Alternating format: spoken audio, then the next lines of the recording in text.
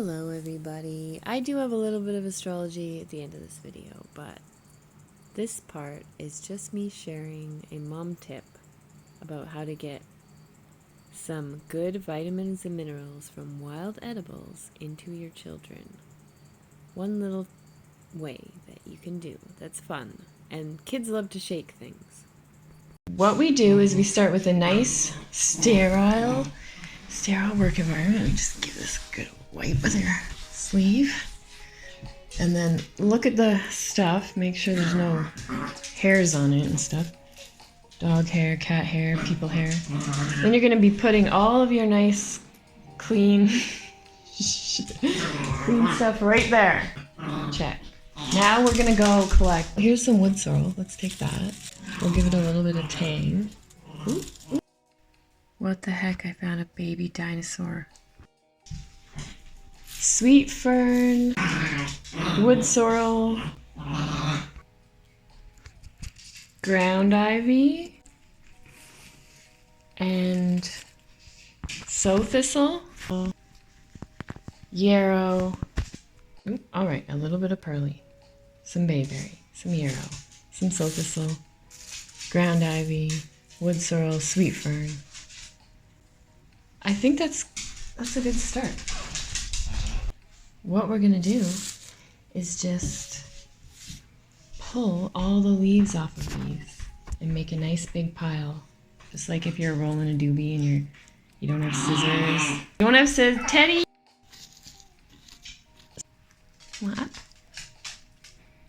How about you go on the chair so I can have my hand? There you go. Oh yeah, this is a sterile surface. Jeez, don't you even know? Alright, we're getting there. Once you have your different doobie piles all ready and destemmed and cut up really fine, then you're just going to get your bottle.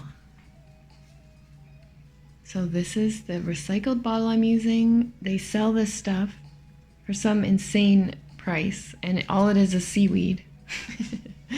I can't believe the stuff people buy, but this is just seaweed. You can go to the beach and get it for free, and then dry it and crush it up and put it in a bottle and sell it, apparently, for $5 for a little bottle of it. But what we're going to do is use earth weeds instead. So I'm recycling this bottle. I like this one because it has big holes, so the stuff can fit through. And we don't measure. We're just going to throw some of whatever. Sow thistle. I'm going to throw this yarrow and bayberry mix with a tiny bit of really lasting flowers. I'm going to put some sweet fern in there. I'm going to put some ground ivy in there. And some broadleaf plantain. A couple scoops of that. And a little bit more sow thistle. And then we are just going to shake it. Should probably leave a little bit more room to shake, actually. And if it's not mixing good enough, just pour it out, mix it together.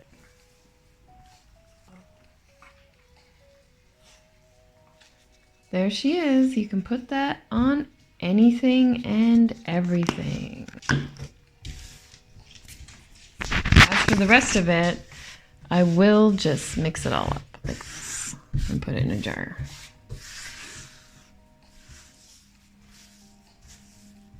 And the fibers and stuff, you know, they're good for mixing with clay that you're going to be sculpting or whatever, because it gives it some fiber to hold it together better. Like her, I put fibers in her, and she's really strong. This is just clay from my backyard. And if they're sticking out, you can just take a match or a lighter or a stick on fire and burn them off. And it makes it really strong.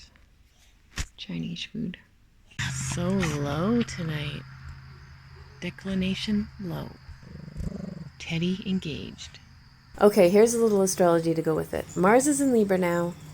The moon's Aquarius today, but if you think back the last 4-ish days about how serious the moon sort of got in Capricorn, now it's in Aquarius, and then it's going to be the full moon in Pisces with Saturn. All of them sort of blend together so easily. They're all the winter months, and they're all strong with Saturn right now. So there's a serious undertone to the moon right now, and it's going to stay there for the next week. It's going to stay there for a while. The Saturnian vibe is going to stay there for a while. Because now that we have Mars in Libra up there, Mars is going to do its inconjunct Saturn, which is straight fuckery. Those signs, whenever you see the inconjunct signs, they have such a strange relationship. It's just awkward. They don't see each other. They're never on the same page about everything. They're always one off. They can't see the other's intentions. They can't see clearly. So yeah, just picking those out right now, what do you think happens when Mars, that rules our drive, the collective's drive, all of our engines, our movements, if we have movement, and Saturn, the restrictor, the limit giver, time and the authority. What do you think those are going to do in a hard aspect? You can see what they do in people. If people have a Mars-Saturn hard aspect, they could even have mobility issues, as in they have a wheelchair or they have something wrong with their legs and they have mobility issues. They're slower walkers. My daughter's friend, they both share this one friend, and they've known her for a long time. She has Mars to Saturn, and both of her knees have issues. So when she walks, she has this thing, I don't know what it's called, but her knees give out on her sometimes and stuff, and she has to sit down a lot, and she's just slower. She's got mobility issues. But anyway, it has a name, and it's not arthritis. It's something about how her knees shaped. Like when she came out, they were like that, the bones. But anyways, that's how it works. It's some sort of mobility thing in people.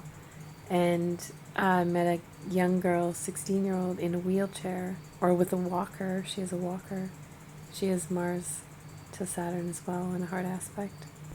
And so I'm just saying, maybe it's not a lockdown. Maybe it's not restrictions put on us again, or that they try to put on us, but maybe it's just the threats of it and having it out in the mainstream and having it out there just to see what happens. Maybe that's part of a test too, you know?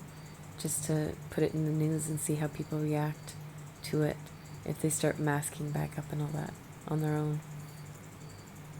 So I guess we'll see, and we'll just stay happy and find things to do. And look at my baby corn. Those are sweet blue jade heritage corn. They're just little mini corn plants, and then they grow little mini cobs. But they are actually, I didn't think they'd actually grow because everything flooded really bad. So, but everything on this side of the garden did amazing, even though it flooded. Usually the tomatoes I find take more maintenance and the squashes do well, but here all my squashes were attacked by squash bugs and I got no squash. Actually, I saw one out there. Oh, I'm going to take a picture. It's really cute. I saw one out of like 20 plants. Kind of a bummer because I got special lemon zucchinis and the tromboncino squash, and I haven't seen any of them. But that's okay. The rest of the clan will be here shortly. They're all going to be living out here now. We're going to have a lot more helpers and a lot of greenhouses put up soon, so everything can restart again. Watch and see if everyone starts following protocols from who knows who. Thanks for listening. Bye.